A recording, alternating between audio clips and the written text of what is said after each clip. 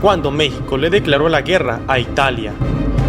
Ya es un video de México cuando se enfrentó a Japón y Alemania durante la Segunda Guerra Mundial. Ahora toca ver sobre México y su conflicto con la otra potencia del eje, Italia. Veremos sobre por qué México le declaró la guerra, cómo afectó esto a los italianos que vivían en México, entre otras cosas. Así que suscríbete y deja tu like para más videos. ¡Comenzamos! Es de saber que a pesar de que ambos países se encuentran bastante lejos, ya habían tenido algunos roces importantes. Por ejemplo, en 1935, Italia invade por segunda vez Etiopía en el Cuerno de África, dándose una guerra donde los italianos usaron incluso gases tóxicos contra la población. Esto llevó a que en 1936 Italia ocupara Etiopía. Ante esta invasión, México fue de los pocos países que protestó en la Liga de Naciones, reclamando a Italia el uso de las armas químicas, un arma que era ilegal desde la Primera Guerra Mundial.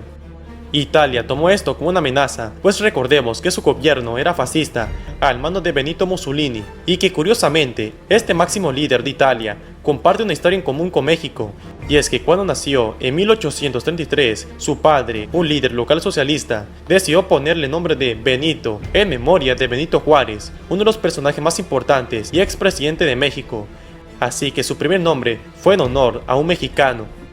Ahora, con las relaciones entre Italia y México tensas por el conflicto de Etiopía, nuevamente entrarían en conflicto, ya que ahora la Guerra Civil Española de 1936, México apoyó al bando republicano e Italia apoyaba al bando nacionalista. Esto puso a los dos países uno contra el otro, y sobre todo porque muchos mexicanos que tenían parientes o de ascendencia española se enlistaron en las brigadas internacionales para combatir en España. Así que probablemente mexicanos e italianos se enfrentaron a fuego directo en esta guerra. Al final, en 1939, la guerra civil finalizaba con victoria de los sublevados de Francisco Franco, el bando que Italia apoyó, por lo que México rompería relaciones con el nuevo gobierno español, además de que con Italia se distanciaban cada vez más.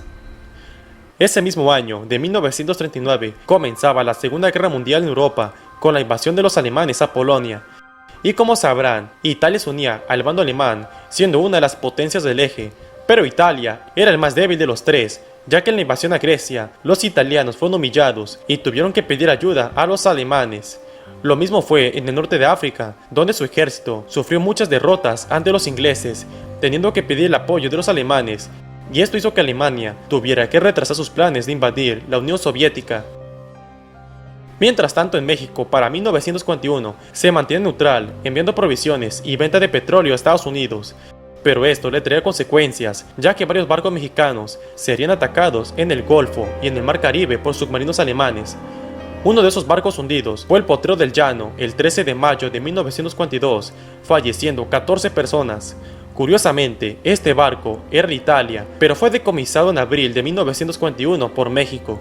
Así que este ataque conmocionó al país, y mucha gente estaba a favor y también en contra de unirse a la guerra. Y es que desde el ataque a Pearl Harbor en diciembre de 1941 a Estados Unidos por parte de los japoneses, hizo que México saliera con su vecino, pero esto aumentaría los ataques alemanes a barcos mexicanos, aunque se dice que el que hizo los ataques fue Estados Unidos para presionar hacia México de unirse a su bando.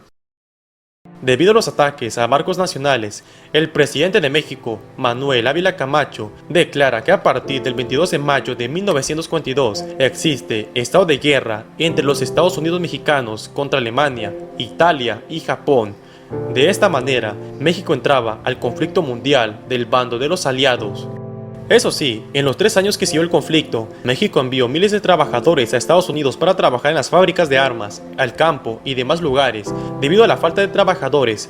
Pero en el ámbito militar, México no envió soldados a combatir Europa, debido a que para 1943 ya no había amenaza de una posible invasión por parte de los italianos, ya que eran derrotados en el norte de África y eran invadidos por Sicilia y posteriormente llegarían a ocupar su capital, Roma. México solo envió soldados a combatir bajo su propia bandera a Asia-Pacífico con el Escuadrón 201, aunque hubo mexicanos estadounidenses que lucharon bajo la bandera de Estados Unidos y combatieron tanto en Francia, Alemania e Italia, aunque eran soldados mexicoamericanos. Mientras eso pasaba en Europa, en México el gobierno tenía vigilados a los italianos que vivían en el país, temiendo que fueran espías del eje. Comunidades italianas como Chipilo fueron afectadas por la propaganda mexicana de la época, donde ponían de enemigos de México a las potencias del eje. No por nada en ese tiempo, igual hubieron campos de concentración en el país.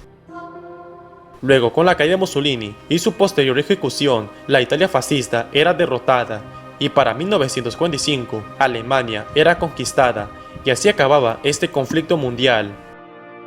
Luego de la guerra, las relaciones diplomáticas fueron restablecidas entre las dos naciones el 1 de junio de 1946.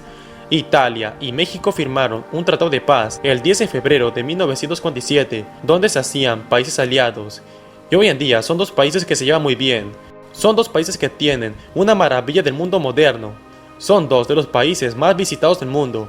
Son dos de los países con la mejor gastronomía del mundo, además de enfrentarse en varios deportes como aquel México-Italia en Corea-Japón 2002. Esta fue la historia de la guerra México-Italia. ¿La conocías?